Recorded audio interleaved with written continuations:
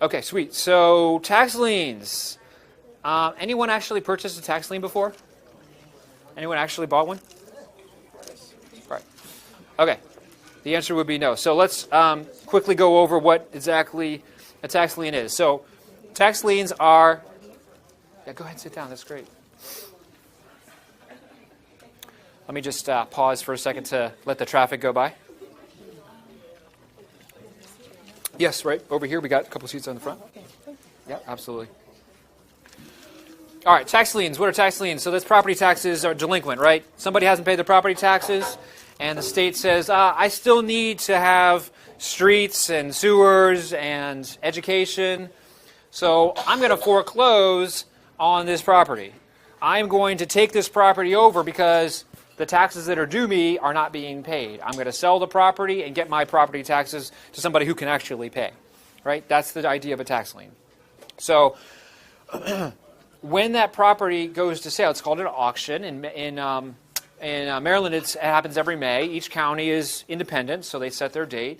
Baltimore, I think, is the third week in May. And tax sale purchasers will bid on those properties, right? They're going to get 18-21% return on their investment. Wild high return, right? Mm-hmm. Borrowers or homeowners have the right to redeem that property tax delinquency. Okay? So in Baltimore City, it's actually 9 months where they have to redeem. And they can redeem anywhere up to the point where the judge pounds the gavel down and says, your right of redemption is foreclosed on. The rest of the state, 6 months. In terms of when the certificate holder can actually initiate a judgment action. Okay? Once they go through that, a lot of times the problem with these things is you can't get service on the homeowner, so it just drags out for years.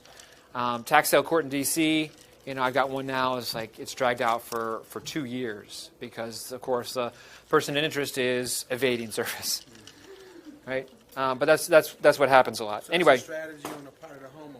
So it's going to no. This is a strategy for an investor. I'm saying to avoid. Oh yeah, evade. Yeah, yes.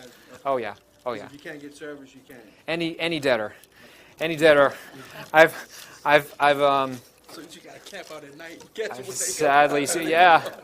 I had my process server camp out at 7 a.m. to get somebody, and they still wouldn't come out of their house. I had somebody in the middle of litigation. Turn the water. Would you say turn the water off? No, find the guy who did the water. Oh, okay. The guy in Frederick, you tell us. Yeah, do the water, right. That's right. He'll get in, no problem. Yeah. Yeah, that's it. Buy like a 5-gallon drum of laboratory rats. Go through the window, run about the house. Sounds like you've done that before.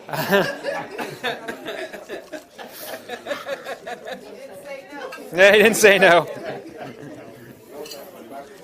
Normally what happens in these cases is the homeowner redeems. So they're going to sell the property or they're going to write a check at the 11th hour to save their property.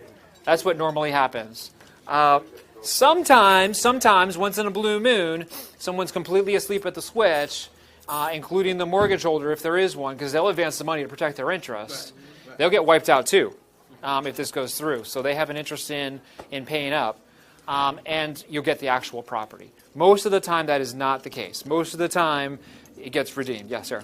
Isn't that a really good thing to know, I guess, is that a lot of people, some people that have problems on their actual title will allow a tax sale and then redeem it with another LLC. That way it wipes up any problems in the past where they can't find an error or something like that. So it's really helpful to know that in case you have a property that's tangled up in a title.